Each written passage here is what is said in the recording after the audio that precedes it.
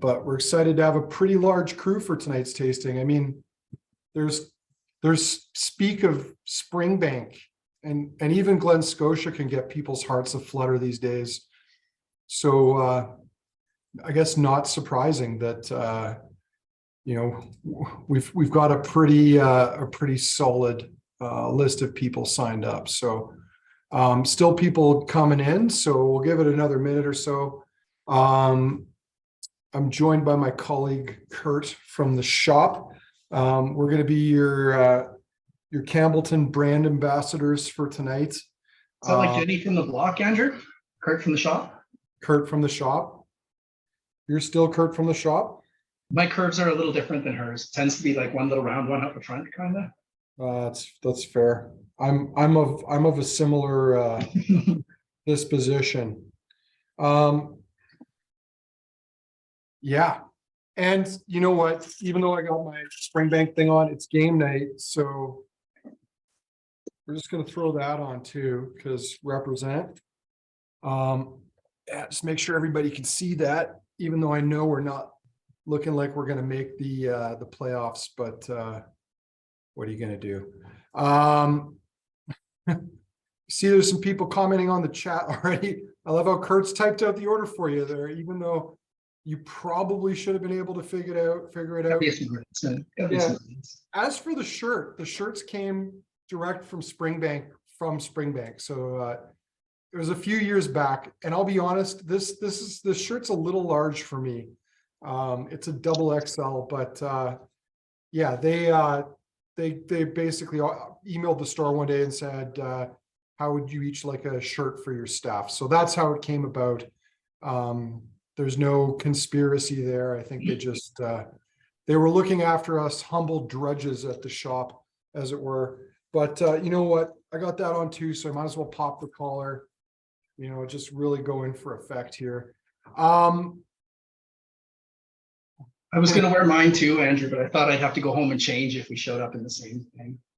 Oh, yeah, I wouldn't have worried about that. I mean, I'm cool with it. I'm comfortable in myself. Well, listen, we've got 8 whiskeys to get through, so we won't drag this out too long. The intro, but we do want to make sure that most of our folk have tuned in, and it looks like that's the case. As we do every time we do one of these tastings, we like to highlight some things that are coming up, and there are some interesting tastings coming up, including we have an Irish tasting coming up next week. So for those in town, I believe that's a Harmony joint. So you can check that out. And it looks like we are live on Facebook, so that's working, I think. Yeah, it's working. I'm just trying to pull up the tasting schedule here. Come on now. So I'll start with things that aren't sold out, because none of you want to hear about the ones that are. But yeah, we've got Irish whiskey next week, and then March 21, we've got a virtual tequila mezcal tasting. So here, let me share my screen. We will not be drinking from this AI art generated bottle, but we will be drinking some tequila and mezcal. If you're in town, we've got a wine festival coming up, virtual wine and dine. Evan's got a bourbon tasting, a blind bourbon tasting. So if you like the blind concept tonight, maybe check out the next bourbon tasting. And then for those of you in town or who are willing to make the trek, we have a Feshio. We have an Isla Festival tasting coming up Thursday, March 30th. And then the last two that I'm going to not bore you with is the Glengyle and Tamdhu with Gordon Dundas. We've got the new version of the Glengyle 15. It's not a new whiskey, and the Tamdhu 18, which is excellent. So we've got a great lineup, good price on that. And then probably the one I'm most excited about, the Rare and Old Spirits tasting. We have 414 years of brandy, like Cognac, Armagnac, and Calvados in this lineup. It is a ridiculous tasting. Sure, $125 is not a cheap night out or a night in, but there's a pretty insane lineup on there, including one of them, I believe, is from the 1920s. Kurt, do you remember, like 1929 or something like that? 1928. I spent 90 years in wood before 4 years in glass. So it's a 94-year-old spirit for all intents and purposes. Pretty damn cool. Yeah, it is pretty damn cool. Yeah, I've got some mixed messages going on here, don't I? Tokyo Giants, Springbank Society, and the Flames. I'm spanning 3 continents tonight. So, but yeah, we got a fun tasting. So, what we're going to do tonight is a little different than what we normally do with most of the single malt tastings. You could cheat and be that guy who pulls the label off the bottles to see what they are first. But if you do that, keep it to yourself. Don't spoil it for other people. We're going to have some fun here. Truth be told, Evan has sent me an email identifying which each of these whiskeys are, but I haven't looked at it. So I hope you'll all join me in a truly blind leading the blinds tasting here. We can speculate about what we've got, but hopefully you've got all 8 of your whiskeys poured in front of you, and we'll get going. And didn't we decide last time, Kurt, it was Flava Ferg? Flava Ferg, yep. Someone threw that out there, Flava Ferg. So Flava Ferg here, along with Kurt. C Money, I guess we'll call him for tonight's purposes, even though he doesn't have a large chain of sorts. And we're going to go through them blind. And then I think what we'll do is we're going to do a vote blind before we pull the labels off to see what people's favorites are in the lineup tonight. And then after that, we'll reveal and go back through. And then tonight or first thing in the morning tomorrow, because I didn't get a chance to finish it today, you'll get an email link giving you the opportunity to put your name in a ballot to buy some of the whiskeys in tonight's tasting. I think at least 4, if not 5 of them are available by ballot. 2 of them are available just for straight up purchase in shop. And then 1 of them I think is not available, but you're getting to taste it. So that's cool. But we'll explain that later. Kurt, should we just dive in here? Yeah, it's whiskey o'clock. All right. So sample number 1. We know it's Campbeltown, but what else do we know about this one? It's quite doughy. Really doughy and a lot of orange fruit to me. Have you ever had clouty dumpling? I wonder if many people here have had clouty dumpling before. It's a boiled Scottish dessert, or as they would call it, a pudding, even though it's not a pudding. I don't know why the British insist on calling everything that's just dessert a pudding. I have nieces who grew up in the UK and everything's a pudding to them. No, it's ice cream. It's not pudding. Getting a bit of like cotton candy in here too. It's super soft. Mm-hmm. There's something in here as well that reminds me of when you're young and you go to a resort in Mexico and you get the novelty drink cup, and it's like some kind of tequila drink with like lemon or lime, and it's like, I don't know, about this tall, and it comes with a straw, and you're worried about bringing it home even though it's just a piece of garbage. There's something that reminds me of kind of a tropical resort drink. A big plastic boot from Vegas full of shit, like really crappy slushy that you paid ridiculous amounts of money for but had no alcohol in it. Yeah. I mean, so I've heard. Yeah, Chad's saying tropical fruit, and I think it's definitely, there's quite like a fruity tone to it on the nose. The oak is either just very light, a light touch, or probably, and it could be both, predominantly ex-bourbon. So those soft vanilla tones, as Chad was suggesting, some nice white fruits in there too. It's super, super light. I expected everything to be a little bit weighty for this tasting, but this one doesn't sit heavy. Well, the last note I'm going to throw out there, I remember way back when I had a significant other lady friend who was fond of French crepes, and the way we would eat them was with like powdered sugar and like lemon juice on top. And it's reminding me of that here too, going back to that really doughy, decadent, sweet citrus tones. Yeah, I can see that totally. The lemon especially. Palate, it's light, fresh, but very pleasant. I'm getting a bit of heat off of it, like not a lot, but a little bit of heat, like a little bit of a sharpness to it. Now there's a little bit of smoke there, a little bit of heat. Really, really faint and light, but it is there now. I didn't get so much on the nose.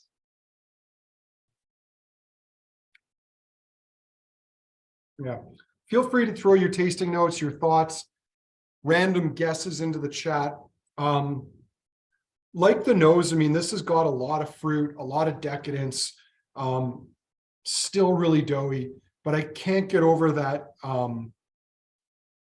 can't get over that little, that crisp heat. It's almost like a hot spice heat.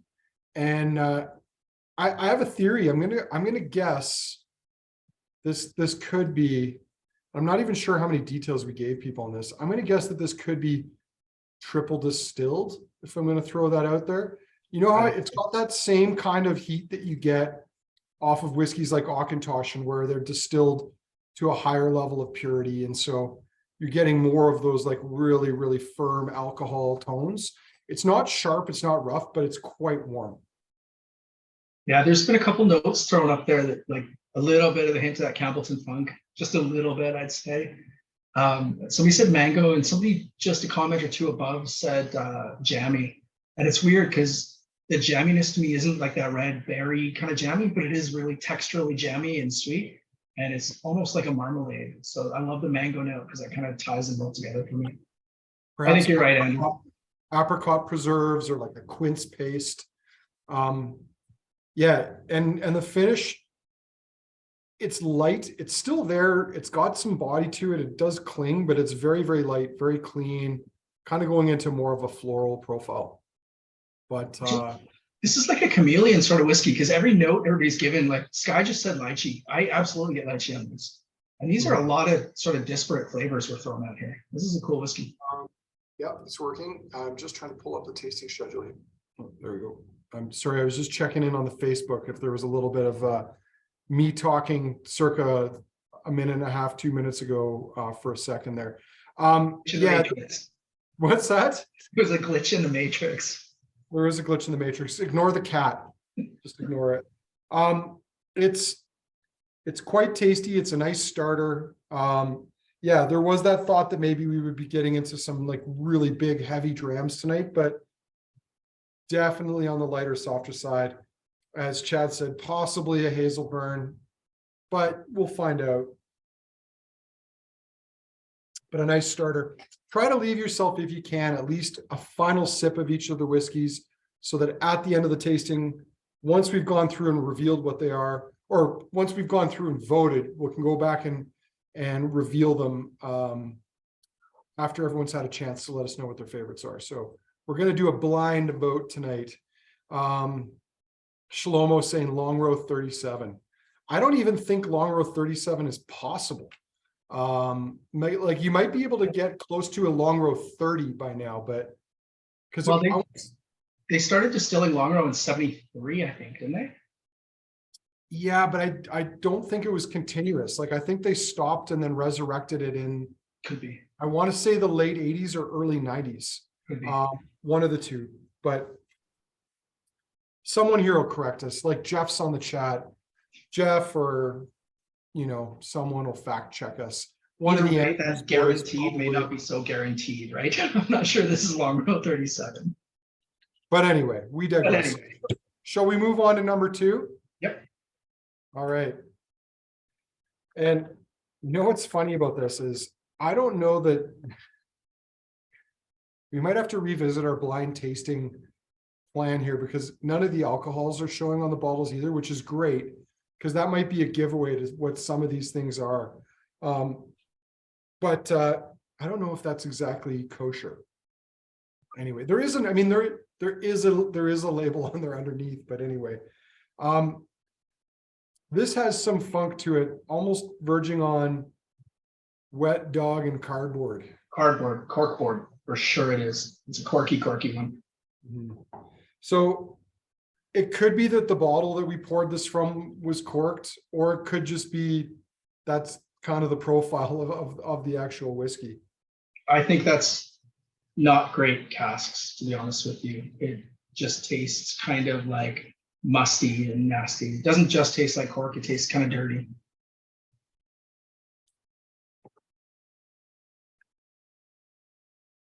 Oysters. There's a little bit of oyster on the palate. I like the palate a lot more than I did the nose. kind of feel like I'm getting a mix of bourbon and sherry, a little faint trace of peat, some salty tones coming in. It's still quite musty. I don't like the palate at all. I can kind of see some positives on the nose. The palate to me hits that corkiness in a heavy way, and I can't get that flavor off my mouth. It's a little bit gluey, a little bit cardboardy, like chewing on a cork. A little bit of white glue on the palate. Now, not that I ate glue when I was a kid, for anybody that's about to take the shots, but we all know what it tastes like. You know what, like that taste when you, I mean, and I can only think of this happening like 5 times in my life, but like when you can taste a metal fork. Yes. I get a little bit of that on this too. I mean, that could potentially be a clue to which distillery this is, because a certain Campbeltown distillery had until really about 10 years ago, not stainless steel or wooden, but actual cast iron rusting washbacks. I'm not going to tell you which one. I mean, it's a pretty narrow field to guess from, but one of them definitely had that equipment. But yeah, I'm Kurt, I'm going to agree with you. It is not my favorite of the 2 we've had so far. That is for sure. But I don't totally hate it. That kind of corky note on the nose, I think, is blowing off. So time might do this one some favors. I guess we'll have to wait and see. The good thing about having a crappy palate on it is when you go back to nosing it, it smells awesome. Context. Yeah. Yeah, a little burlappy. Yeah. Yeah. And like maybe that burlap sack contained potatoes for a winter. A little bit of almost overcooked carrot too, where it's almost lost some flavor. Yeah, Jeff saying there's been a rash of corked bottles lately. Yeah. Tragedy last Saturday during our tasting with Dave Worthington, when a 25-year-old Kleinlish that's getting rave reviews ended up being corked, which was kind of heartbreaking. Still an interesting whiskey, but I'm sure it would have been magnificent without a bit of cork. It does happen. I mean, I don't know. It seems to me like every year we find corked bottles when we open them for tastings. I think the challenge is, especially with the virtual tastings, is we're just pouring the samples. No one's getting around to sampling the whiskey until the night of the tasting, which I don't know if we need to revisit that or not, but yeah. And like Kurt said, I mean, it might not be cork taint from one bottle. This could just be one batch of this whiskey that is particularly stanky. So we'll see. All right. Yeah, the 2 of the gents in on the tasting on Saturday were saying it was sad. Indeed, it was. Yeah, the new sample. We'll get back to you on that because it's kind of hard for us to get our money back from the supplier on this bottle since it's all been poured out. But maybe something to keep an eye out for with this particular whiskey when we do reveal it. All right, well, shall we see if things improve with number 3? Absolutely. So I think I'm 2 for 2 so far. I think I can get the first 2. Oh, wow.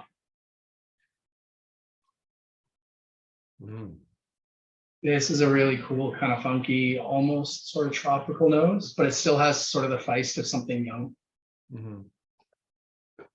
Smoked cheddar, salt, maybe a bit of chutney in there.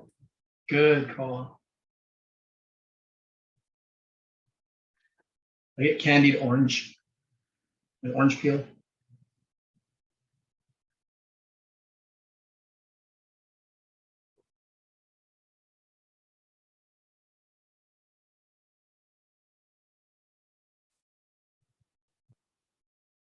Oh, wow.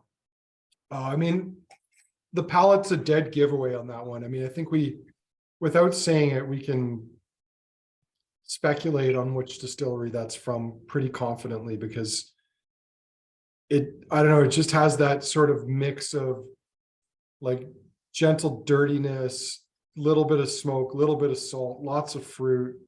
It's creamy. It's got a nice oily viscosity to it. I agree with Chad there. The fruits are kind of like that charry sort of fruit, like Brazilian steakhouse. It's been grilled kind of thing. That caramelized sugars, really cool. So this one's kind of, if this is what I think it is and what you probably think it is, Andrew, the nose is way better than I expected for this. And I think it actually noses older than its years. So this is the one I think it is. Well, I think, again, without saying out loud what we both believe this to be, I think it's a whiskey that is, despite not being made in anywhere near enough quantities to satiate demand, is extremely well made and has been for quite a while. And we probably forget about that because we rarely put it into tastings or pour it anymore. Yeah.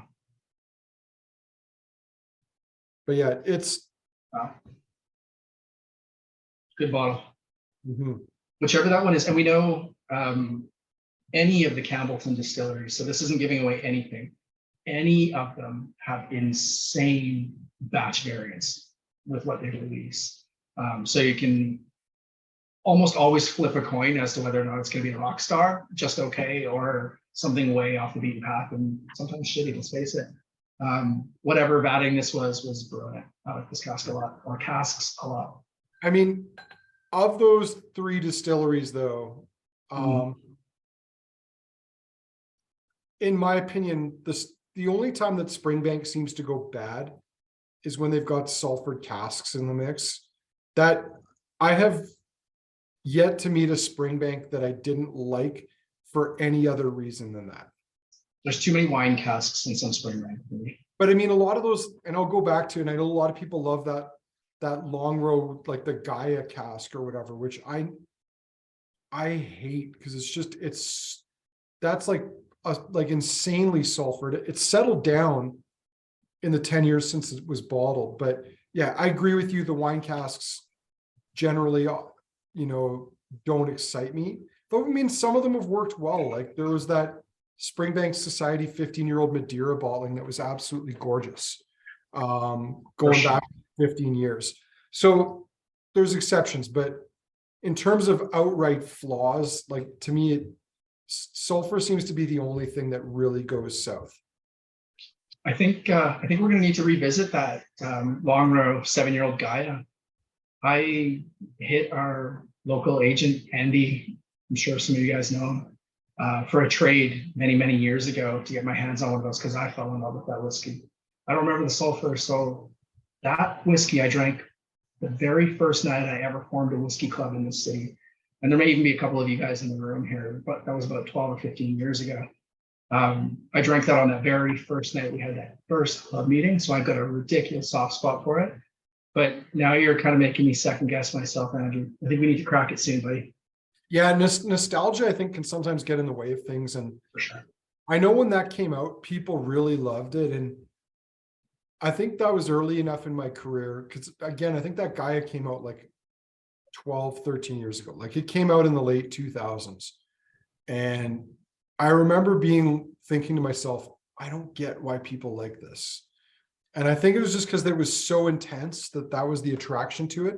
And I mean, we had some customers like Wojtek, like who he loved anything like that was just super intense. But it was not one that really resonated with me. So, but yeah, wine cask.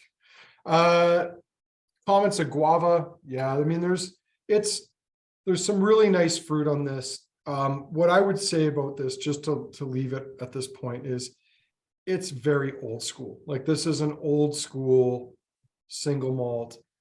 It has like the nose, and even for a young whiskey, the nose and palate, we rarely see anymore from most distilleries in their modern incarnations. Yeah, that's really good. Yeah. All right, number 4.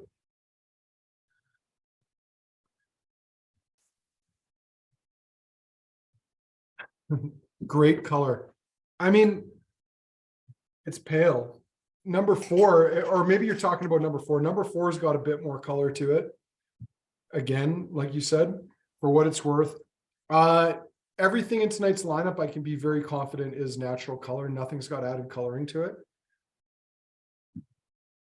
This one's got some cherry notes for me, mixed with some like bouillon, kind of jammy, kind of a little bit footy and sort of stanky, but at the same time, there's definitely like a sweaty footnote on this. yeah.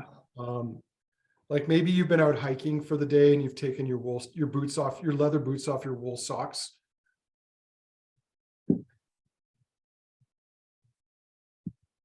I'm also getting notes of like a freshly painted home, like kind of a latex paint drying sort of note.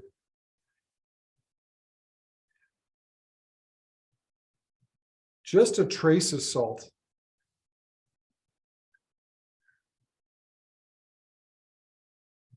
And a bit of like window putty too, like a little bit of that linseed oil.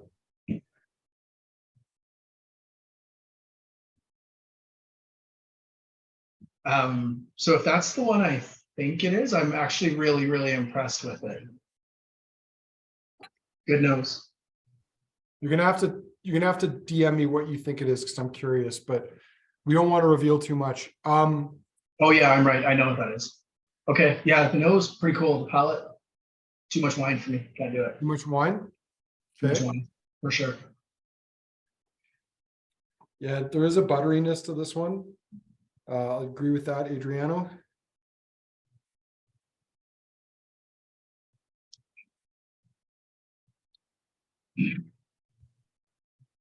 Yeah, that was a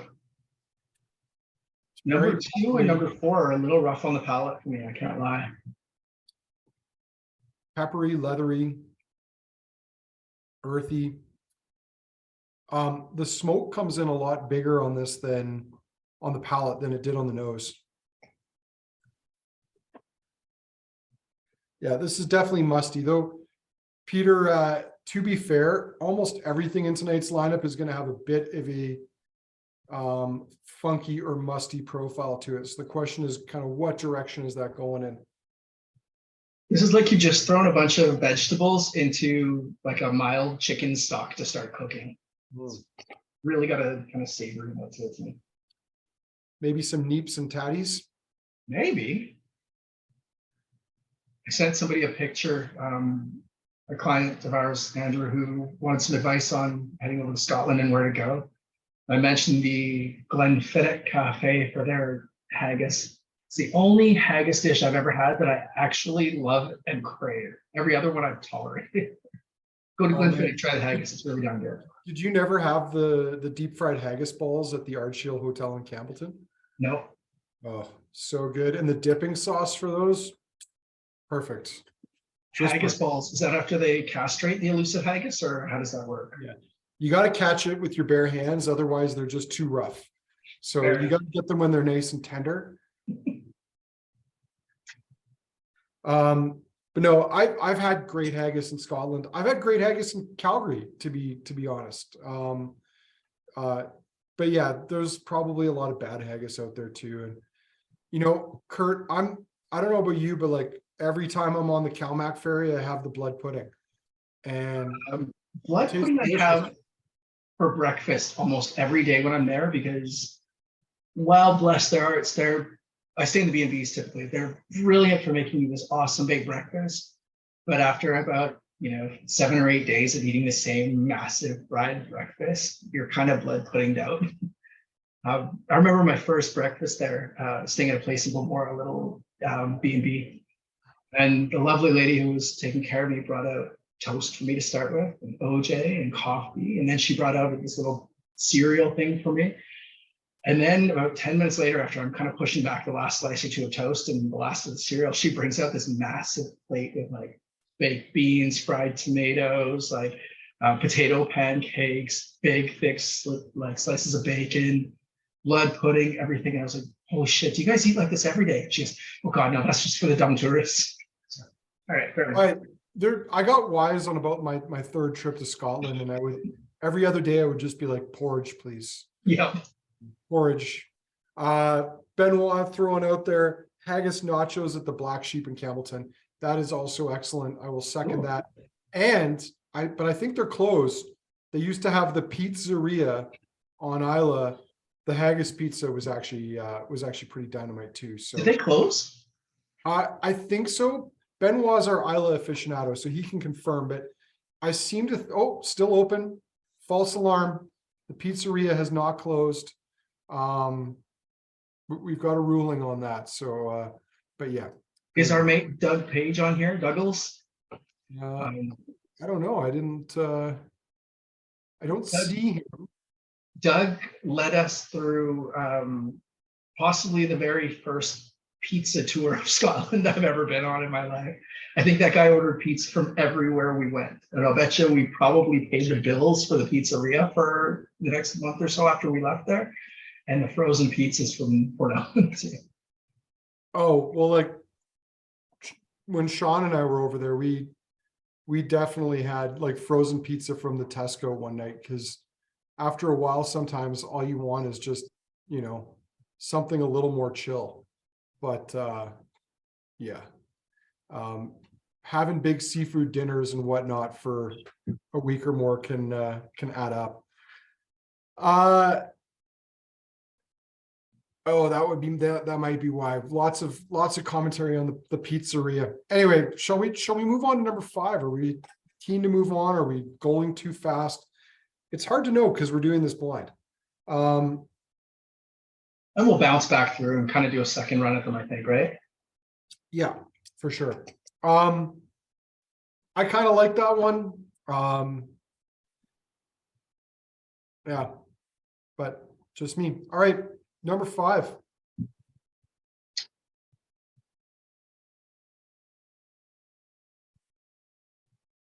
There's a bit more age here, you can tell. A bit more dimension to the fruits, a bit more tropical. A little bit ashy. A bit more sherry too.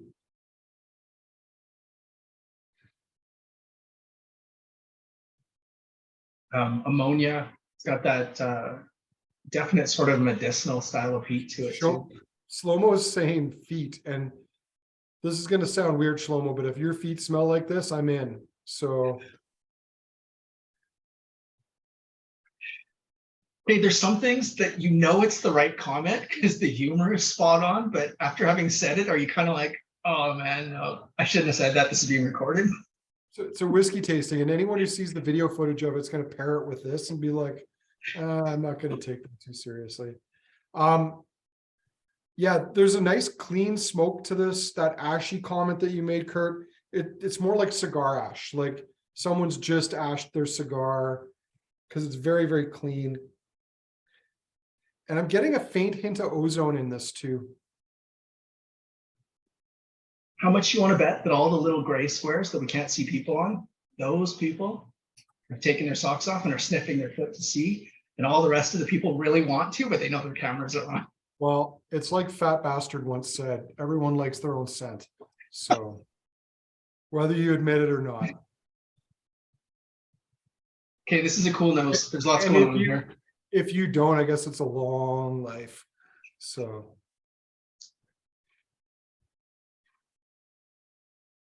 Good whiskey. Probably out of everything we've had so far, for me, best balance between nose and palate here. Everything just seems to kind of be insane. The palate's delivering what the nose hints at, and it seems eerily similar to another whiskey not so far in the lineup before it.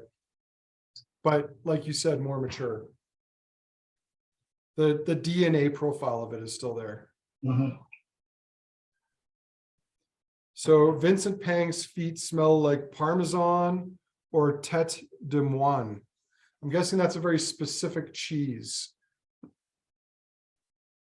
Well, Moine in Gaelic is peat or something, and Tête is head, so peat. Swiss cheese. Interesting.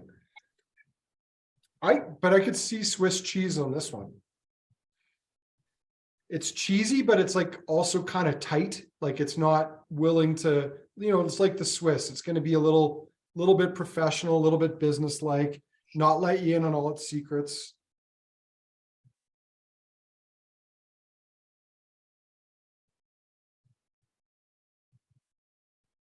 But yeah, really nice balance on that one, as you said.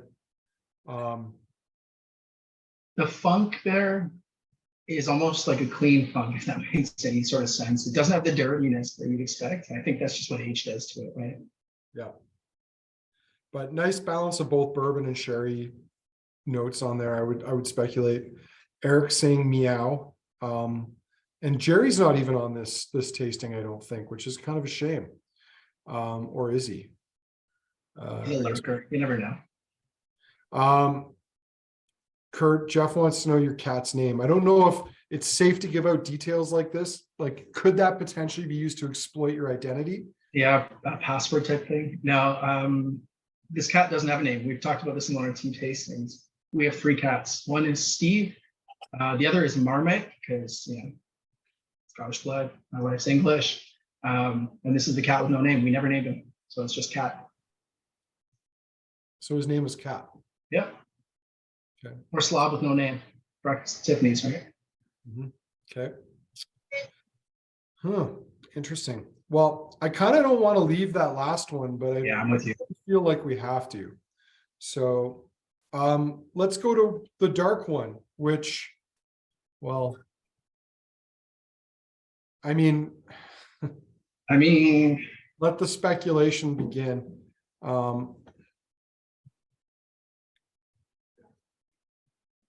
Yeah, for sure this is. Like very figgy, Aussie licorice. So there's some champions that come out and we know they're supposed to be studs. And I think Andrew and I probably both have a little bit of a, you want to not see Goliath always be Goliath. You kind of sometimes just hope it's not as good as it is going to be, because you know you can't always have what you want. You know there's not very much of it and everything. If this is what I think it is, Andrew and I got to try it about a week or so back, maybe a week and a half ago, and we both kind of looked at each other from across the room and went, oh man, this is really good. I wanted to dislike it just because there's so much hype over it and there's so little inventory. And yeah, I mean, anyone just looking at this lineup, just purely looking at the color, you'd kind of have to guess what this is. It's well done, though. I have to say, Kurt, it's not wowing me as much tonight as it did when we tried it in store the other day. Context and how we build these tastings is everything. So I don't know what lineup was decided for this, like the order. I think I know all of them so far, if I'm being honest. I think I've got them all nailed. If I'm right on that, this one, you're following almost half the age, right? Like it's way younger than where we just came from. And I think that's a part of it.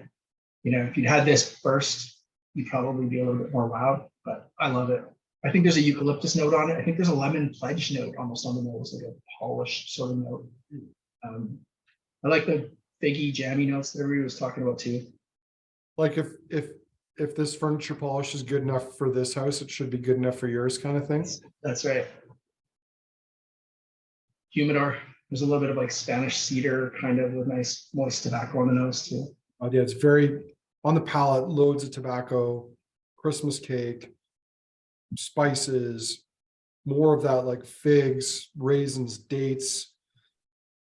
Yeah, I mean, this is sherry done well. I mean, that's modern sherry done well. It has a bit of an old school twinge to it, but this is like modern sherry done well. It's weird. This is one of those things to me that I think for a lot of people, it's probably like truffles and foie gras, where so many people hate it and hate people who get it and stuff. Let's face it, Springbank, as much as we hear nothing but Springbank, it's bloody good, first of all, but it's a really challenging style of whiskey for most people. Like the peat is bigger than most people would handle. There's a dirtiness there that most people wouldn't get into and stuff. It's a challenging whiskey, but no matter what it is, when you try one of the Springbank expressions, you're like, man, it's unparalleled. There's nobody that tastes like it. It's one of the most unique footprints in Scotland. Yeah, no, it's got a It's got a great profile. It's well done. In some ways it's both young, but fairly impressive for how young it is. Coke bottle candies, not quite cola cubes, but like those chewy gummy Coke bottles on the nose. Well, it's tasty. But yeah, Kurt, being totally honest on this, not trying to steer people in different directions. Is a curiosity, it's interesting to me. I think I'd be more inclined to go with at least 2 of the other offerings we've had so far tonight. Like if I was going to actually reach for something to have a glass of. So Rakesh says it's the best for him so far.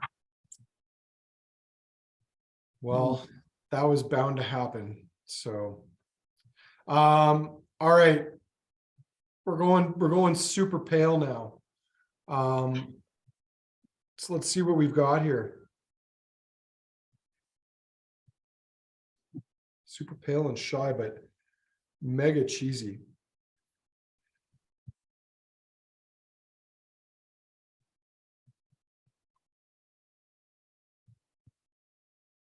Kalila-ish almost.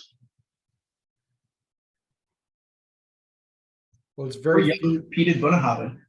very fishy. Like smoked haddock. Those sort of gel vitamin caps. You can bite into them. There's liquid inside them. It's got a note of that on the nose too.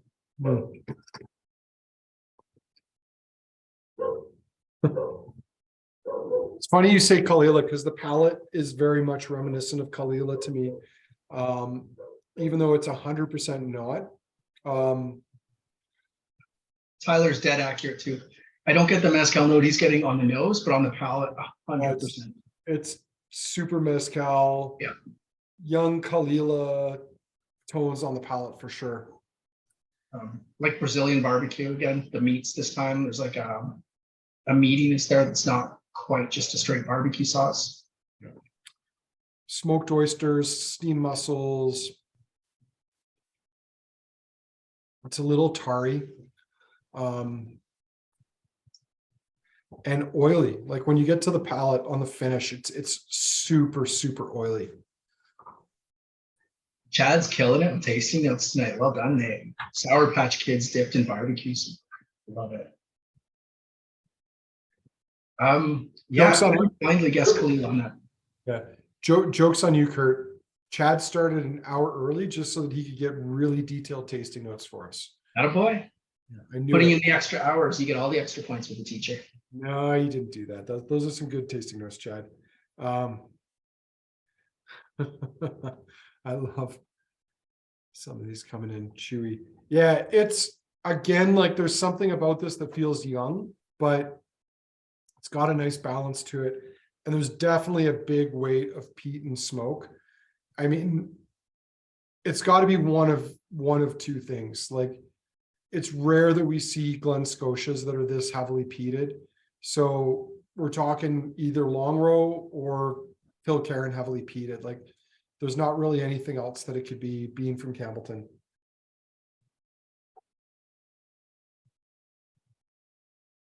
But either way, it's good. It's well structured. A lot of green apple on the finish. And it's got me jonesing for mezcal Ritas. So delish. All right. First round, first pass. We got 1 dram left. And it's got some color to it. Okay, process of elimination tells me if I'm right on the others, I know what this is, but by the nose, I would never guess what this is. Could that be because it's not coming across as wine casky as you would normally? Yeah, on the nose at least for sure. And lots of chocolate here. Yeah. Which may make sense based on what it theoretically is. A little bit of nail polish remover on this.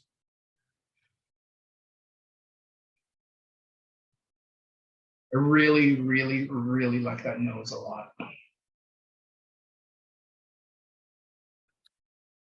It's got a nice kind of, like when honey, like if you leave it in the jar in your cupboard too long and it starts to crystallize, like a crystallized honey note to it.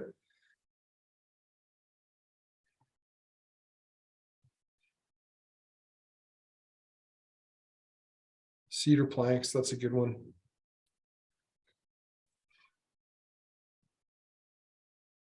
It smells really juicy.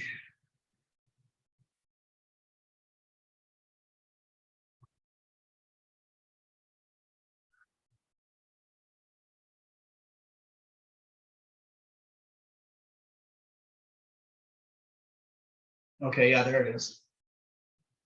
It is what I expected. However, Oh, dude, this is of this particular style. This might be the best one I've ever I had. was just about to say definitely one of the best. I agree with you on that. And I hate this style. I've Yeah. never liked this range. And I realize we're talking in a lot of code here that some of you might be picking up on and others not. But yeah, I have never liked any of the releases in this range until this moment. So this is going to be like, because we've talked in code, there's so much of this. This is going to be like one of those twist ending things where we do a reveal and all the pieces of everything we just said fell into place straight off. It's not going to be like that at all. Now, some of these are too obvious. I guess that's the problem, but still kind of fun to taste through them and be able to guess. It sounds like we're in line with Surge on this one, Kurt. So, So interestingly enough, I would actually buy that. Yeah. Which the others I would absolutely give away to anybody that asked for them if I had them. In fact, I did give away the first one in the series. I had one and I just gave somebody because I didn't like it. which whiskey are we talking about? Which range? Time will tell. We're going to go through and do our speed rounds now. And Kurt, I'm going to get you to kick that off just so that I can buy enough time to create a poll, Okay. Which is going to be really easy this time because I'm literally going to just leave it as it says in here, choice 1, 2, etc. So guide us through the speed round, Kurt. Okay, so I'm just going to throw notes at you. We're not doing any kind of reveal until Andrew's done doing his little thing there, and then we'll have a little dance together. Just refresh myself on the last one, because going back to the first one is always like that. You see everything you missed the first time around because your palate wasn't tuned in, I think. That first one's beautiful. I've used this note before. It's been a long time since I actually picked it up in anything, but anybody that knows their candies really well, Roman nougat, that like creamy white marshmallow taffy kind of thing with little bits of jujube in it. So lots of that. There's lots of doughy notes. I still get a lot of that orange. There's just a little bit of dunnage there, but it's not like heavy. Really tame cask, and a little bit of gum to me, almost like a mix of faint mint and faint fruity gum. Oh, there's a note on there on the nose that I just can't quite pin down, but there's something from my childhood. God, what is it? Oh man, this is going to bug me, and it's probably going to hit me just as I'm falling asleep tonight. But I think that nose is showing even better now than it was before. Agreed. That little bit of heat that was there seems to have blown away. Great bottle. Oh man, that's gorgeous on the palate. Oh yeah, it's awesome. That's the kind of whiskey you could have. That is so sessionable for like a guy who's never going to settle, which is how my wife describes me. Like I can't, if we're going to go out for dinner, we can't go to an average or a bad restaurant because why would we? And apparently that makes me a bad person, that I'm fussy. Makes you discerning. That's a good quality. Yeah, life is short. Why drink anything bad? But I mean, that's the kind of whiskey that you could sit down almost in any mood and just enjoy it. And if you're looking for something to nerd out on, there's something there for you. And if you're just looking for something to drink and not ruin your palate, I mean, that is so well balanced. And you know what? I think it's kind of multi-dimensional because that would make a hell of a Hoffenhof, both with like just a good kind of basic ale or with a really kind of vibrant fruity IPA. Yeah. Yeah, that would be a good dram for that for sure. But I think you'd have to go with something like I've got an IPA here. I think that's a little too big. I think you'd need like a lager or a pilsner or something like that. It could be a crisp pilsner, but nothing too flavorful. Otherwise, you're just going to miss all those delicate fruity esters in it. So, you find us another bottle of this, Andrew. I will buy one of every kind of beer we need to try against, and we'll session it through one night. oh, let's do it. Beautiful dram. Right. That other one is still. It smells like a renovation of an old house. It's you're going in there and you've got to gut it, and you're ripping up tiles. There might be asbestos under them. There's definitely some mold under the sink. It's musty. You probably should be wearing a face mask, but aren't because you're just an average person and you don't think about these things. I don't know if you guys can see that. Mine's actually full of a bunch of sediment and nastiness in there too. Really? Yeah, I don't know what that is. I don't know if anybody else has it or if that just came out of my sample bottle. Mine actually looks fine. It's hazy and it looks way too solid for what a beverage should look like. So seeing as how it smells and tastes like I don't want to drink any more of it, and knowing it looks like that, I'm probably just going to say, Andrew, I'll rely on your notes from here on in on that one. I don't love it. It tastes like my home reno from like 2014, which I still have nightmares about. So, yeah, it is not hitting my palate in all the right spots. So I do. There might be some notes of asbestos on it. Yes. Simpsons reference more asbestos. No, there was asbestos tiles in my kitchen, and I didn't realize that until after I'd ripped them up. So okay, that's asbestos. I don't know what asbestos is. So anyway, if I died of mesothelioma, that's why. I mean, what are you going to do? I kind of want to recant my earlier statement too. I don't now think this is just a dud cask or two in there. I think this might be a faulty bottle. Could be. There's something that's not right in my glass for sure. That glass was 100% clean. I double checked them all before I started. So it either came out of the sample bottle or it's a shit bottle, but the corky notes are way over the top. Jeff just says this is corked. I think it is a legit corked bottle. We should contact the rep about this and ask them, because I think we should crack another one just to see, because yeah, given that this, I mean, it would really suck if there was like a whole batch of corked bottles of this particular distillery. But anyway, this is a good expression typically, if I'm right in what it is. It's typically quite good, way better than this. I'm already on number 3, and number 3 tastes like old bottles of this whiskey that I've gotten to try from like the 70s. It's fruity. There's a waxiness to it. There's a lovely minerality. The smoke is just very faint. It's actually less smoke than I would normally think for what I think this is. A little bit of a ginger ale note on the nose for me too. Almost like not a really good ginger ale, not like a Schweppes or whatever. What, obviously that's not good. Canada Dry, is that what you're saying? Yeah, no, but more like a knockoff, like, President's Choice version. No offense, President's Choice. I think so not made with real ginger like Canada Dry. Is that what you're saying? That's right. I don't know if anyone's ever seen this, but this is a totally random tangent, which I especially am known to go down, probably because of my ADD.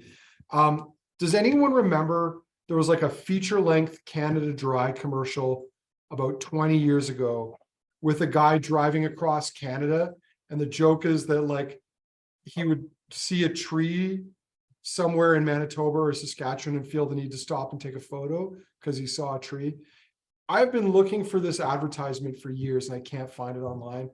If anyone finds it, I'd be eternally grateful. But if anyone knows what I'm talking about, like, I just thought it was like this really subtle, really clever advertisement. Anyway, just random Canada Dry related segue. And there are trees in Saskatchewan in the river valleys.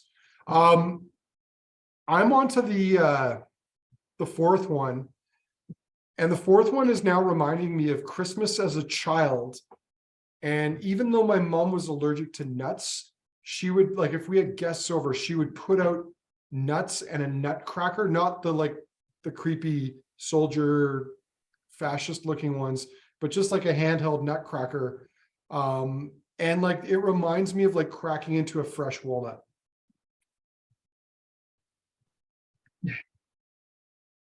What is that too far to call them fascist? They look fascist. So. And now we're going Freudian with mom's nutcracker, apparently, according to the comments. Yeah. Between Hey, fascism and she's a strong woman, Kurt. What can I say? She's a strong woman. She's a lovely woman. I like your mom. Let's get Freudian. Nutcracker. Awesome. Yeah, this one's it's a challenging style, and I think that's what everybody kind of looks for in Campbeltown whiskeys. And I don't think there's any mistaking the region here. I like this one, and I actually like it more the second time around than I did the first. I'm finding it very nutty, a little bit of cheese. It's definitely not my favorite whiskey in the lineup, but it's far from my least favorite. There's a lot on the nose I like. It's a little savory, which is kind of odd, a little bit bouillon sort of. But the palate just has too much wine for this for me. And I realize that's a note that a lot of people actually chase, and wine casks sell really well for us. So maybe I'm an outlier, but the wine is just a little too big for me on that one. That is fair. Yeah. Number 5. Number 5. There's a little bit of toasty rubber on there now. Tarmac. Pepper. Still a lot of fruit, still a lot of soft tones behind it, but there's like a few sharper notes on top now.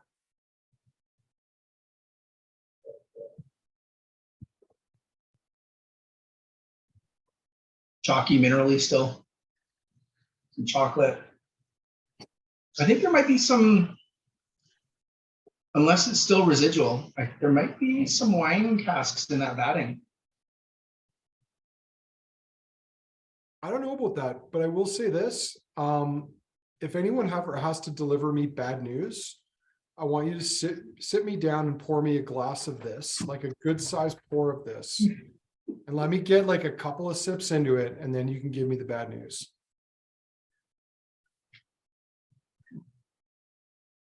I'm just saying. Andrew, I just opened a bottle recently, and maybe we should have a chat soon. Okay. I don't want to hear a thing until I'm a couple of sips in, Kurt. Yeah, and not today. Not today. Yeah, that's a good bottle. I'd happily drink lots of that. Yeah. JK, just hang on. There'll be details at the end in terms of what you can buy and how you can buy them, because that is sort of one of the reasons why we held this tasting in the first place. So put a pin in that. Did you say JK? JK, well, that's the guy's handle. It's J and K. Okay, cool. Hey, JK, wherever you are. Yeah. I thought you were being like my kids and saying JK isn't just kidding. I was like, oh, Andrew, we're not cool enough at this age. I'm not on fleek enough with that to say That's right. like that anymore. So, as I've been told. But anyway, yeah, buckle in. We'll get to that shortly. Yeah, I'm really enjoying this. I don't see the wine cask note on it, but it's definitely a bit of a that could have been residual earthiness to it. All right, gorgeous, lovely, brilliant. On to Dark Ski, the dark one in the lineup. Yeah, I still think there's a little bit of wine on that number 5. Number 6 shows better this time around for me, and I like the first time. There's almost something almost rum-like about it on the nose now. Good call. I still get that cola note. Almost a little bit of root beer too. A little sassafras. Yeah, man. You know those it's been many, many, many years since I went.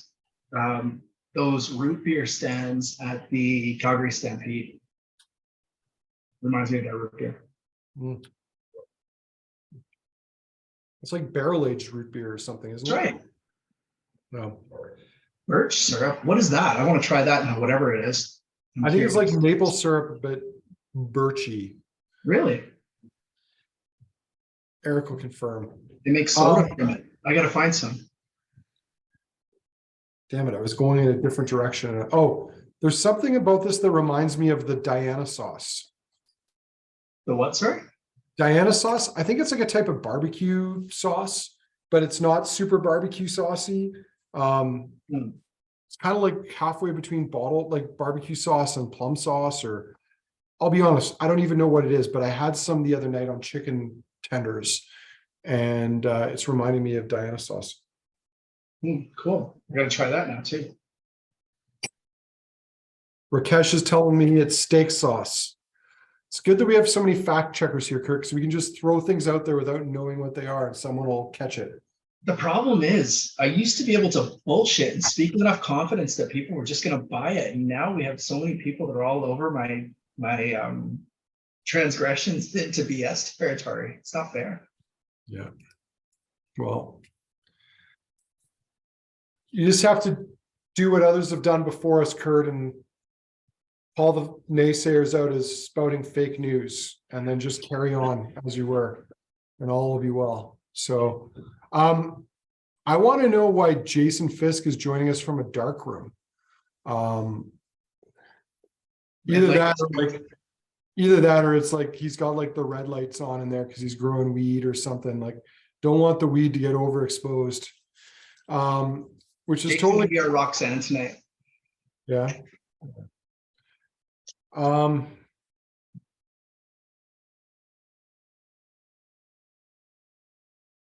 right, number 7, man, 100% blindly, I would guess Kilkerran.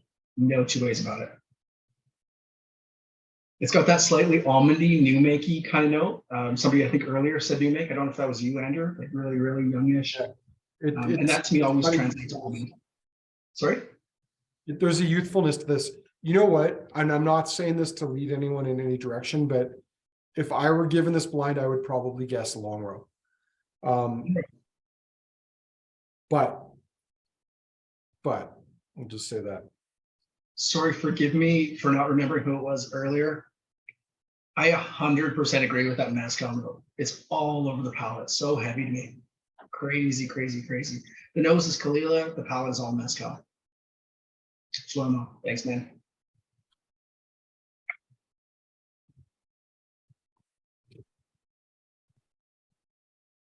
Actually, I might go palate wise now, like Ardnamurchan heavily peated, like completely like young Ardnamurchan, no, like, you know how they take their heavily peated and their unpeated and they blend them together, and most of their bottlings are that. This is just like young bourbon cask, heavily peated Ardnamurchan is what it comes across to me as right now. So you're maybe the same. This is kind of a style I've sort of veered away from for a while. And I kind of regret it. I've been drinking a lot of older whiskey for quite some time now, as pretentious as that sounds. And every now and then we need to kind of knock back a peg or two and go, oh yeah, there's some brilliant young stuff out there. I tend to love the really, really young stuff, the really new distilleries, like Andrew was just talking about, Ardnamurchan, Rasse, Waterford. There's so many cool, really, really young ones that I drink those more than anything that comes between about 3 and 18 years. So it's kind of a gap in where I've been drinking lately, and that's on me for that. But this is really, really damn good whiskey. It's hitting the palate right. It's hitting the nose right for me. I'm really, really digging it. Oh, I've got a visitor and he's barking. Walter. Yeah, he's not to be grabbed right now. He's too much of a freak. Oh, here he goes. I got him. He's like your little hype man. He needs to be wearing the chain today. He does need to be wearing a chain. You could try this, but something tells me he's not going to love it. it's a little big for him. So we'll let him grow into it. We got one last one to go through here, Kurt. Yep, let's do it. Oh, Holy hell, that nose is good. I think I'm doubly frustrated because of how much I like the nose on this one, and because I really wanted to hate it, and I would actually buy this and drink it. That nose is softened up immensely. It's like creamy chocolates. Walter the farting dog. Jason, did Walter fart when you were in the store? Is that why? Or he has been known to do it, but I wouldn't say he's overly flatulent for a dog. But you know, he has his moments. Or were you playing a game of Blame the Dog that day, Andrew? Well, he has been known to crop dust my wife. Oh, Walter the farting dog is a book. I'm gonna have to look that up. Anyway, right now he's currently nosing Isle of Violets over on the counter, but we'll just try to stay focused here because we're almost through. I'm going to trigger the vote in a moment here for the blind tasting. I still really like that. I don't like it as much as I did the first time around, but I still think, as we were saying before, this is the best example of that style I've ever seen. So I'm the opposite. I like it more the second time around. The palate is even softening for me, where I actually want to drink more of this one now. Well, there's elements of it that remind me of really, well, do you remember back when there was the Longrow 14 and 18? It reminds me of like more the 18 than the 14, where you had that little bit more sherry influence in it. Yeah, it's cool. All right, let's fire up the poll here. So you get to vote twice. You get your first favorite and your second favorite. Just substitute choice 1 with sample 1. I wasn't going to type out sample 8 times twice. So just fire that in there and we'll go from there. But you got let's say here, you got 2 or 3 minutes to go through and do that. While that's going on, I'm going to entertain guesses. If you want to guess, if you're confident you know what whiskey one of those is and you want to fire it in the chat, fire it in there and we'll have a look. I am resisting opening my email for a couple more minutes now. Kartik is saying 6 is Springbank 10PX. Well, yeah. Yeah, it is. Kilkerran heavily peated for number 7. That's a good guess. I like that. All right, Kurt, while the speculating is happening, and I'm saying that because I'm agreeing with a few of these. So people have definitely got some solid guesses here.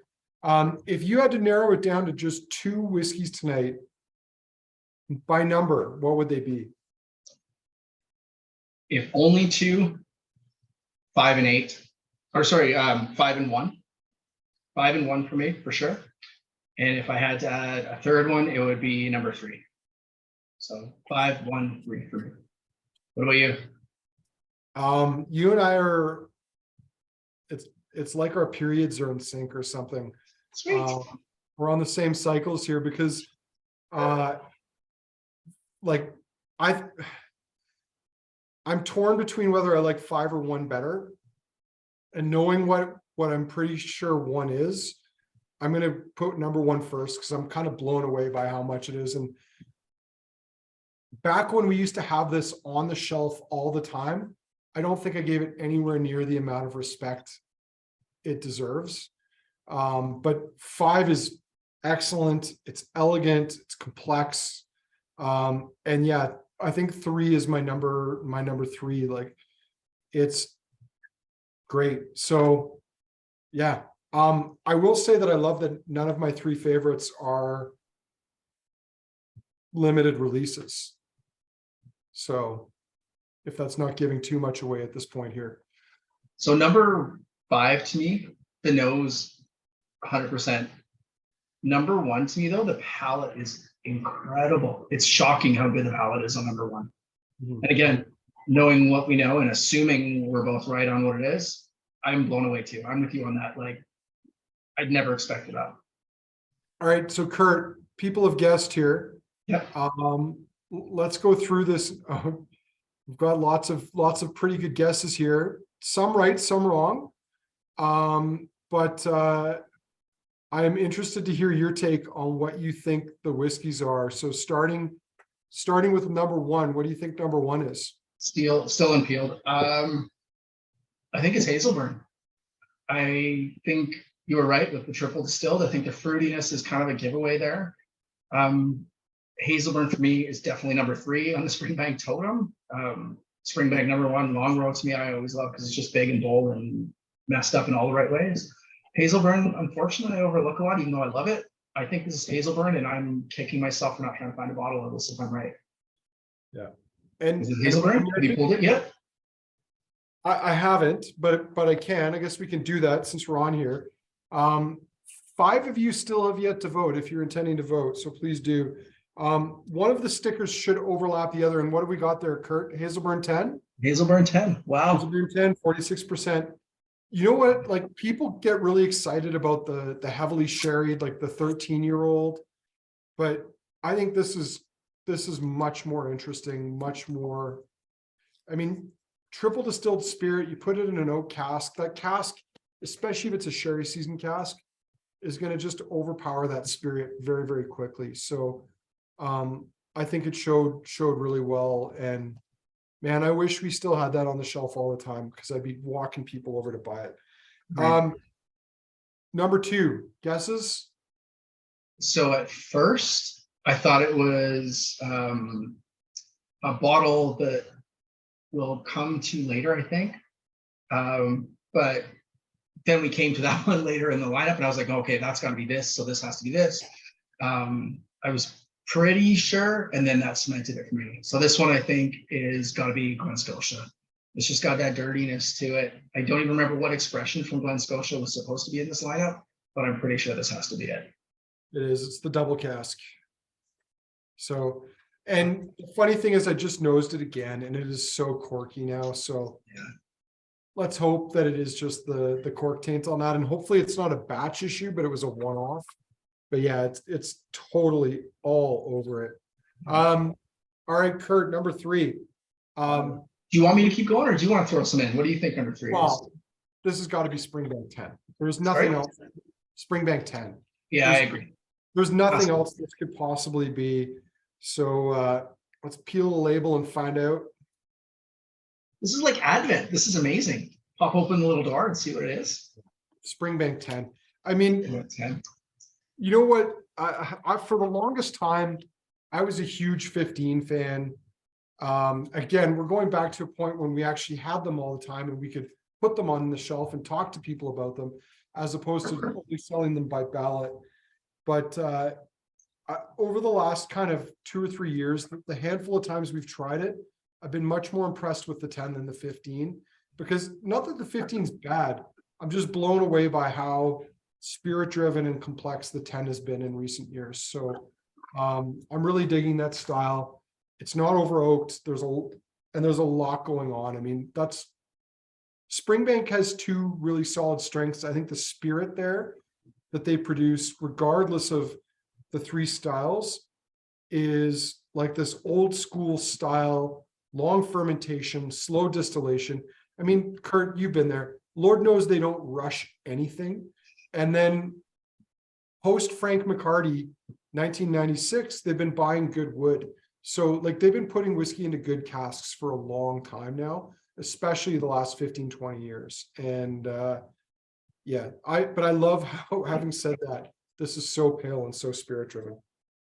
I think there's also an element of just mad scientist batting stuff too, which where you're like, I know you guys have a ton of different woods in your warehouse, but like you have a Springbank 10 or 15 or 18 or whatever it is, and one time it's rum and sherry, the next time it's all ex-bourbon, the next time it's sherry rum with a little bit of wine. Like they go all over the map with it too, which is super interesting to me. Either way though, consistently, I gotta say the 15 is probably where I would go in that range. I'll always go up higher in age statement where I can, because it's cooler, more developed, more complex typically. But when you take price into account and all that kind of stuff, the 15 is just knockout whiskey for me. And this 10 blew me away tonight. Yeah. So, Kurt, I know we were more divided on what number 4 is, but I'm pretty sure we both know what it is, but I want to make sure that you've got it right. So what do you think this one is? It's soupy. I think it's the Tiki Soup Town one. It is indeed the Soup Town. Blended malt. I think we're a little divergent on this. I like this. Was this in my top 3? No. It might not even be in my top 5, but I like it. See why people love it though. It's got something that I can see having broad appeal. It's just that whininess for me that I'm kind of sensitive to, but I see why a lot of people would love it. Now, we should clarify, this is the one whiskey in the lineup tonight that is not entirely Campbeltown. We don't know what the proportions are, but we learned when I did some videos with Dave Worthington at Christmas this year, because we featured batch 2 in our whiskey calendar, which, spoiler alert, is identical to batch 1. Batch 2 is done for the US, batch 1 was done for the world. But this is actually a blended malt. It's not a teaspooned malt. It's a blended malt of Glen Scotia and Loch Lomond at 24 plus years of age. So it is a bit of a curiosity. I love the label on this. Obviously, Souptown, Campbeltown is the reference there. I think the Glen Scotia shines through this more than the Loch Lomond, but it's a cool whiskey, and yeah, I dig it. So we have 4 people who obviously just haven't had their spinach today and aren't feeling strong enough to reach their arm out and put their vote in. Well, on 50 of 54, let's get 100% voting tonight. yeah. All right, what's next up? Number 5? Yeah, number 5, staying alive.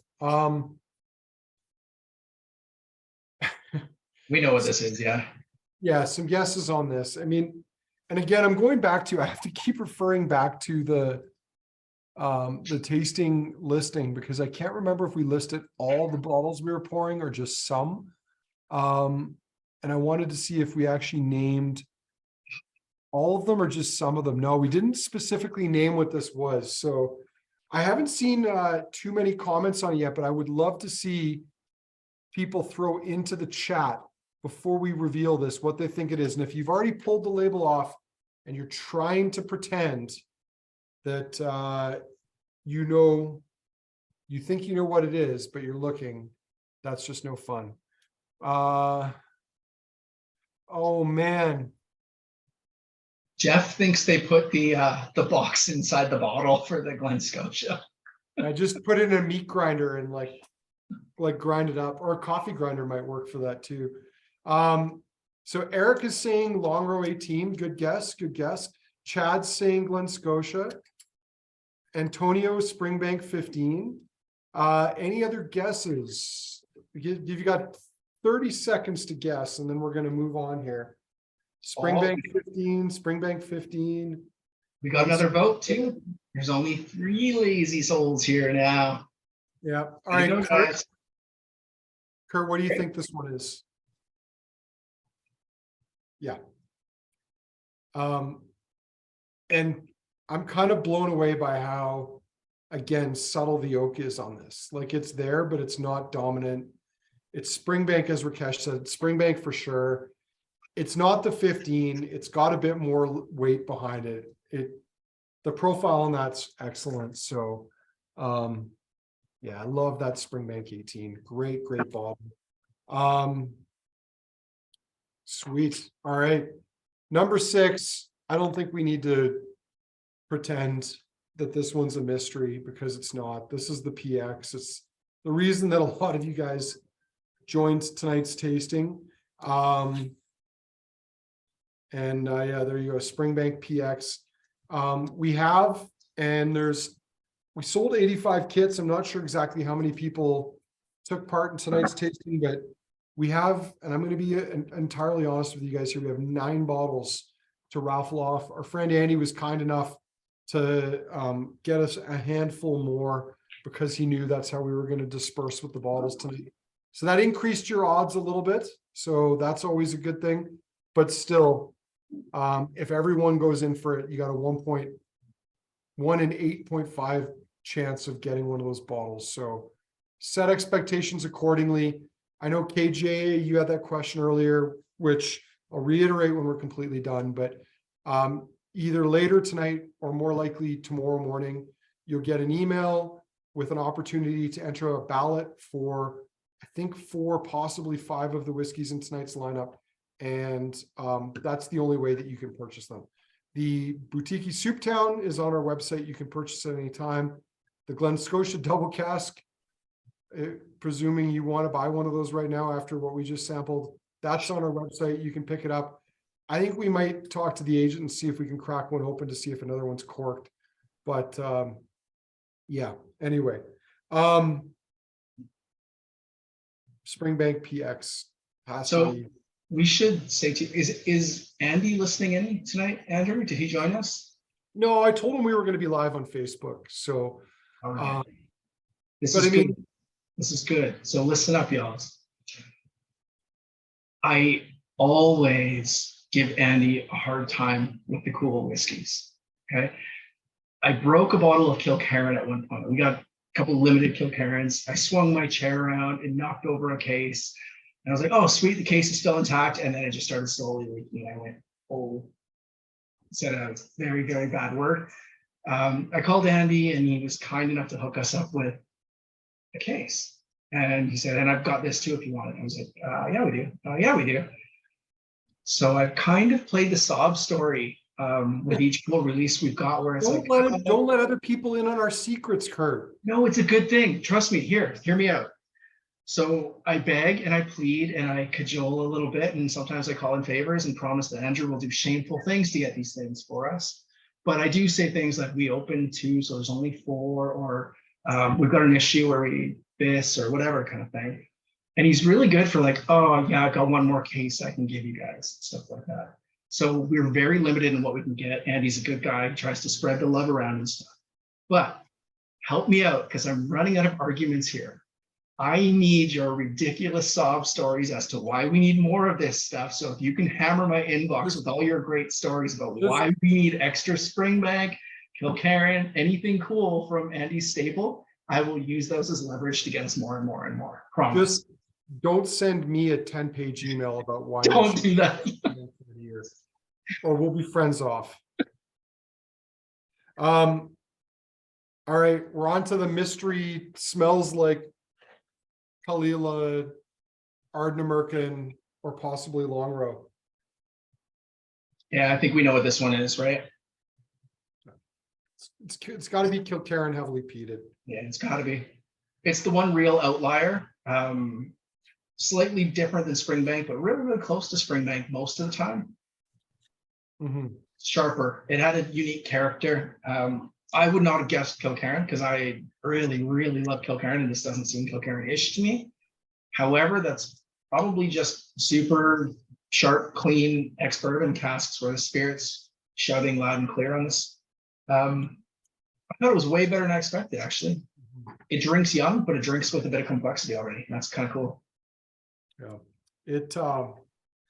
I also would not have guessed Kilkerran. That's not where my head would have gone first.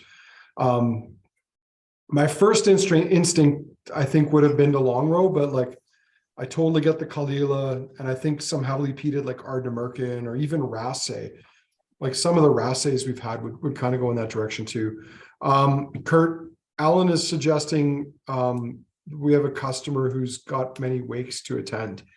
And I'm pretty sure you need to bring a unique bottle to each wake because you can't take the bottle with you. I think if you're at a wake and you're drinking and you leave before it's over, you leave the bottle there. Like it would be disrespectful to remove the bottle. Agreed. Yeah. Any great big sea fans here? Canadian, right? Come on. Prop the bottle with the corpse to keep the whiskey cold, right? Mm-hmm. For anyone who's paying attention, Calgary and the Wild have 5 minutes left in the third period and it's still 0-0, which is insane. But anyway. Somebody knows what we're talking about. Oh, Ryan. Murphy died. Ryan, big mistake. We don't interfere in the ballots. We try to keep them as random as possible, but I'm taking that one comment personally there. So just kidding. I wouldn't do that. Yeah. Collusion won't stick. We've seen it over the last few years. Sorry, no politics tonight. Yeah. All right. The last one, Kurt. I'm Yeah. gonna let you reveal what you think this is. Yeah, shockingly, this has to be Longrow Red. And I really, really, really do not like Longrow Red. And this is damn good whiskey. First time I've ever actually liked one, ever. So Kurt, I gotta ask, what was your least, and I've tried them all, what was your least favorite Longrow Red expression? I think there was a Pinot Noir that I actually thought was offensive. Yeah. The Pinot Noir was bad, but for some reason it's seared in my head. The Shiraz was the worst one. But that's all I can. So that would be a tasting where you literally sit down and go, okay, which one's the worst? Not the best. It doesn't sound like a fun thing to me. How happy do you think Springbank would be with us if we did that tasting? Line up all the Longrow Reds to determine which one we like the least. So in 2019, you headed over to Scotland, I think just after I did, or just before I did, one or the other. We were actually touring the Springbank warehouses, and we had a little group. Doug Page and a few others were there. We had a great lineup. We were tasting through these casks, and then our guide Craig goes, and then we've got a Longrow to finish. I've got a Longrow Red for you, thinking it was like this big treat. And I was like, and he kind of looked at me funny. He kept talking, and Doug leaned over to me and he goes, you know, they have a Longrow 25 over there. And I looked over, and Ranald was standing over there with a couple other guys over there, probably for a Springbank, school or academy or whatever it was. And Ranald kind of looked over me and he waved, and I kind of nodded at the cask. And Craig went, hold on a second. He went over and asked him, and Ranald just kind of nodded. So Craig comes back and he goes, he'll let you try the 25 instead of the Longrow Red if you want. Well, thank God. So we had 25-year-old Longrow instead of Longrow Red out of the barrel. It was a good thing. Yeah, Sean and I tried. God, I could probably scroll through my photos, but I'm not going to do that because that would be super rude. Sean and I tried, I think, like a 26 or 27-year-old Longrow this fall, which was really cool. In addition to like the 31 or 32-year-old Springbank cask. I mean, so cool to get to try that. And I think what a lot of people don't know is in the 90s and the early 2000s, Headley let one of his nephews have some sway in the business, and he basically gave away a lot of their older stock. And granted, it was a different time, but probably not the best business decisions made at that point in time. And I think that's probably, yeah, you've got that old 25 there. It's probably why Headley has been so protective of how it's run since. And the sad thing is he's kind of overcorrected what he's done since because of Gordon giving away the farm in the late, I think it was the 90s. I think Gordon was gone before the 2000s. Because I know he went off, he was with Murray McDavid. So, I mean, he stood to inherit the family-owned distillery, like from his uncle, but couldn't get along with them. He left and was one of the founders of Murray McDavid, but couldn't get along with them either. So he moved on from that. And then do you remember those Alchemist bottlings that came out at one point, Kurt? There wasn't very many of them. I mean, and there was some really cool stuff there, but yeah, he was just an interesting cat. And it's weird, like how different things would have been if he was in charge. It might have gone broke. I mean, I can't say anything bad about Headley, though. In my opinion, the guy is a saint. He and Jackie sit in the pantheon for me. Yeah. No, Headley, I mean, it's his business. He can do what he wants with it, right? I think what it ultimately comes down to for me, and despite my frustration at there never being enough Springbank, you can't argue with what they're putting out there. Like, most of it is good. And the only thing I wish they'd stop doing is they'd stop promoting their shit on Instagram. Like, we don't need that. Like, the world is already excited enough about Springbank and they can't supply it. So stop promoting it on Instagram. So, or TikTok or whatever the kids are into these days. Snapface. InstaChat. That's right. All right. I'm not sure where we leave this, Kurt. I mean, did we actually reveal the poll yet? I don't think so, right? oh, I got to reveal the results. That's a good point. And while you're doing that and revealing those, if you guys can see on your screen, if you're Campbeltown fans, if you're Springbank fans, Campbeltown is absolutely fascinating. You can get over there and do the walking tour and stuff, all the defunct little bits of distilleries and stuff that are left. Hunt down this book. It is an incredible book by David Stirk, The Distilleries of Campbeltown. Crazy history, cool photos, great stories and tidbits and stuff.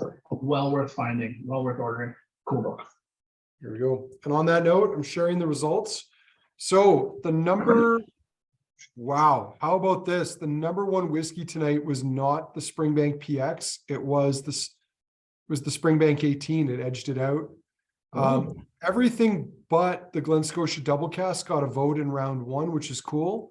And then second favorites, oh man, the Longrow Red wins second favorites with the Easy. Kilkerran heavily peated and the Springbank PX tying for second. Those are some interesting results, it has to be said. All right. I'm kind of shocked with the way it all turned out, to be honest with you. I think on some level, okay, if you know what they are, Springbank 18 probably should have been the top choice. I would have thought, just based on hype and based on uniqueness, PX would have been number two, or probably number one, Springbank 18 number two, probably Springbank 10 number three, just based on what we know, but possibly that Longrow. I never would have expected the Hazelburn to be this good. I never would have expected the Longrow Red to be this good. This was a shocker of a tasting for me, actually. Yeah, no, for me as well too. It was fun to do it blind and to kind of guess, because there are too few surprises in this life. We're going to overtime, folks, not on the tasting, but on the hockey game. So I might have to jump off and jump onto that. But some comments in there about a Kensington Springbank tour, or Campbeltown tour. That would be fun. It might be something that happens. I'll be honest, it's not likely something that I'll be doing. My travel for work now is far more focused.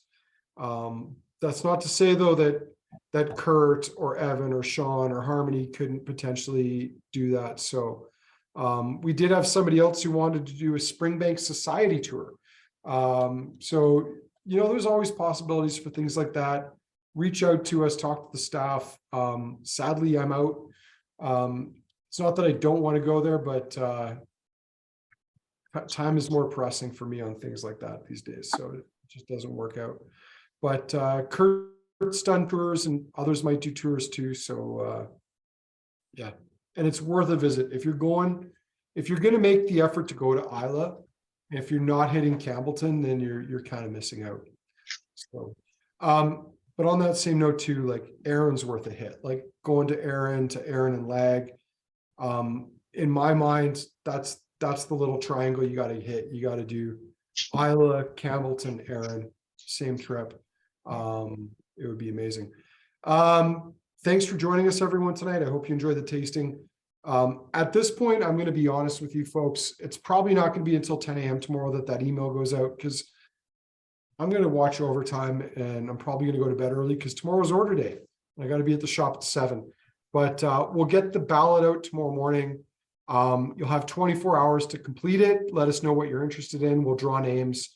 And if you don't win or aren't selected for a bottle, we might have some consolation prizes. So stay tuned on that. But thanks all for taking part. Kurt, thanks for taking part in tonight's tasting. Nice to see people. We've got people from Victoria to Ontario, which is great. and into Quebec. I almost forgot Quebec. I don't know if there's anyone further east, but if you're there or further north, thanks for joining us tonight. Have a good night, everyone. Stay well and go Flames.